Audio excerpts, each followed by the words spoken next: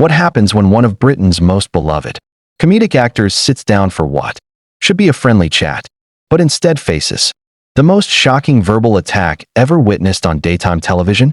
In just 36 seconds, a single comment would expose the true character of a host who thought she could say anything without consequences. Rowan Atkinson walks onto the Loose Women's set with his trademark gentle smile. The audience applauds warmly as he takes his seat, unaware that the interview is about to take a sharp and unexpected turn. The atmosphere is bright and cheerful, the kind of relaxed energy Rowan is used to during promotional interviews. Kaye Adams sits directly across from him, flanked by Nadia Sawalha, Carol McGiffin, and Jane Moore. They begin with praise, classic, friendly television chatter. Rowan answers graciously, offering thoughtful responses about his creative process, his iconic characters, and the joy he finds in making people laugh. For several minutes, everything feels comfortable. The women laugh. The audience smiles. Rowan even slips in a quiet, dry joke that earns a soft ripple of laughter. It feels like the typical daytime TV interview. But then something changes. Kaye Adams shifts in her seat. Her polite smile tightens. She glances down at her notes, then looks back at Rowan with a different kind of expression, forced, almost eager. The atmosphere in the studio subtly darkens. Now Rowan.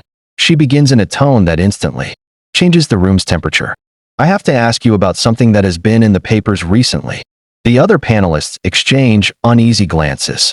Rowan raises an eyebrow politely, clearly unaware of what's coming. Oh, and what's that? He asks calmly. Kaye leans forward.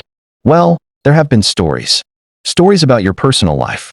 Stories saying you're not quite as charming off camera as you appear on it. A quiet shock spreads across the studio. Nadia looks stunned. Carol sits up straighter. Jane's hand freezes on her cue cards. Rowan's expression changes only slightly, just a small tightening around his eyes. I'm not sure what you're referring to, he says gently, still composed. But Kaye doubles down. Come on, Rowan. There are whispers about you being difficult to work with, demanding special treatment. The accusation, not specific, not proven, hangs like poison in the air. The audience stirs uncomfortably. The other panelists look horrified.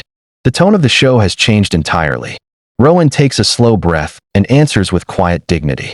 I've worked in this industry for many years and have always tried to conduct myself professionally. But Kaye presses harder, and the real confrontation is only about to begin. Kaye Adams doesn't ease up. If anything, Rowan's calm responses seem to embolden her. She leans forward, her voice sharpening, her smile growing unervingly wide. Well, surely you understand why viewers might find it interesting, she insists.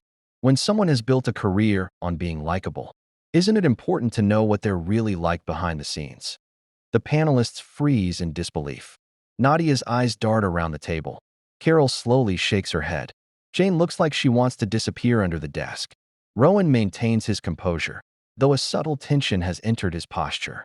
With respect, Kaye, he says, I came here to talk about my work, not to respond to vague suggestions from unnamed sources. But Kaye pushes further, waving off the discomfort spreading across the set. Oh, so now you're saying these stories are all lies? People talk, Rowan. Whispers start somewhere. Rowan's jaw tightens. Whispers, he repeats. Are you basing your questions on gossip? Kaye sits back smugly, as if she's uncovered something meaningful. Well, if there's nothing to hide, why get defensive? The classic trap, the kind meant to provoke. Carol breaks her silence. Kaye, this is ridiculous. You're asking him to defend himself against things you won't even specify. But Kaye shoots her a glare. I'm doing my job, asking questions. The studio audience now watches in stunned silence. The energy has shifted from entertainment to confrontation. This is not the interview anyone expected. Then Kaye makes the comment that truly crosses the line. Look, she says dismissively. We all know what these comedy types are really like. All that bottled up emotion. Something has to come out somewhere. The implication chills the room. Nadia snaps. Kaye, that's completely out of line. Jane's voice trembles with anger. This is not what our show stands for. Rowan finally sits forward, his eyes cold and steady. When he speaks, each word lands with measured precision. So according to you, anyone who chooses to bring joy to others for a living is automatically suspicious. Kaye falters for the first time. I didn't say that. You said exactly that, Rowan replies sharply. You implied there's something inherently wrong with people in my profession.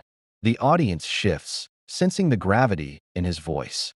Kaye tries to justify herself. Maybe people shouldn't put celebrities on pedestals without knowing who they really are. Jane slams her cue cards on the table.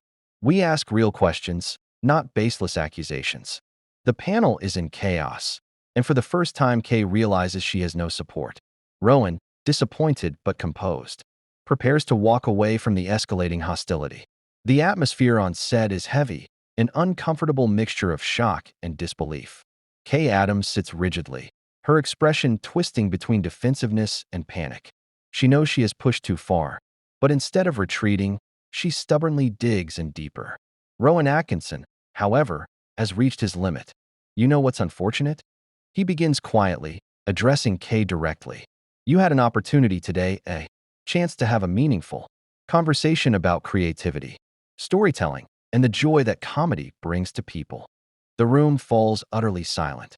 Instead, he continues, you chose gossip. You chose innuendo. You chose cruelty. The word cruelty lands like a hammer blow. Kaye flinches, though she tries to mask it. I'm just doing my job. She snaps back, her voice cracking slightly. Sometimes that means asking uncomfortable questions. Rowan rises slowly from his chair.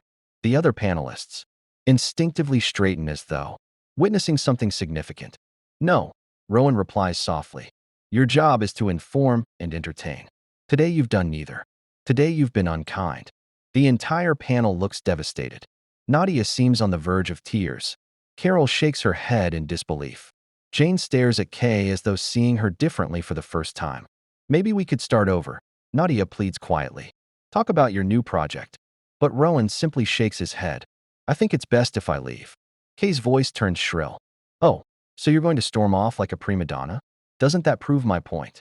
The moment the words leave her mouth, she realizes the mistake. Even the camera crew winces. Rowan stops walking and turns, his expression suddenly chilling. A prima donna, he repeats.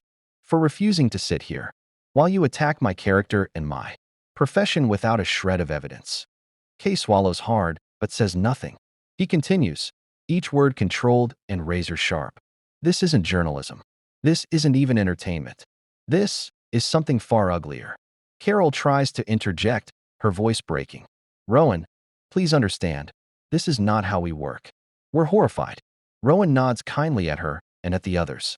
I know, and I appreciate your professionalism. Then he looks at Kaye one final time. You've turned a pleasant conversation into an ambush. You've made your colleagues uncomfortable. You've upset your audience. And worst of all, you've undermined your own credibility. For what? What have you actually achieved today? Kaye has no answer. The set feels frozen in place. Rowan removes his microphone with calm precision. I wish you all the best, he says gently to the others. But I will not continue.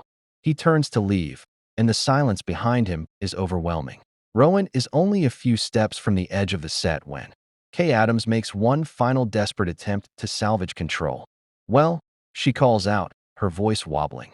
If you can't handle tough questions, maybe you're not as professional as you claim to be. The comment echoes across the stunned studio. Even the audience gasps. Nadia closes her eyes in disbelief. Carol mutters something under her breath. Jane's jaw drops open. Rowan stops. Slowly, he turns back toward her. His expression is calm, but there is something unmistakably powerful in his eyes. A sharpness, a clarity. Tough questions, he repeats. Kaye shifts uncomfortably. You call spreading unsubstantiated rumors a tough question? Rowan asks quietly. You call making sweeping generalizations about an entire profession a tough question? Kaye opens her mouth, but no words come out. You need to learn the difference, Rowan continues, between journalism and gossip. The panelists look devastated. The audience sits frozen. Even the production crew has stopped moving. Rowan continues walking toward the exit. But before he leaves the stage entirely, he pauses and turns back to the three panelists who had tried to maintain professionalism. Ladies, he says softly, thank you for your grace today. I am sorry you had to be put in such an uncomfortable position. Nadia's voice wavers. Rowan, please. This isn't who we are. I know, he replies kindly. And I appreciate your efforts. His gaze moves to Kaye one final time, Not angry, not harsh. Simply disappointed. You dismissed the craft of comedy, he says. You dismissed the joy it brings to millions. And you dismissed every person who has ever tried to make someone smile. Kaye's face crumples slightly, but she still doesn't speak. Rowan continues. That is what I find truly unforgivable. Not the accusations against me, but the way you dismissed an entire art form. He adjusts his jacket, offering a small nod to the audience. I wish you all the best, he repeats. Then he turns and walks off the set. The studio remains absolutely silent. Kaye sits alone at the desk, her colleagues staring at her with a mixture of shock and disappointment. Jane slowly sets down her cue cards. Carol looks away, shaking her head. Nadia presses her lips together, overwhelmed. The cameras keep rolling, capturing the fallout, the frozen expressions, the uncomfortable tension, and the unmistakable realization that something unforgettable has just happened on live television. And for the next several days, this moment will be dissected, debated, and replayed across every platform. But one truth will remain undeniable. Rowan Atkinson walked in with a smile and walked out with his dignity intact.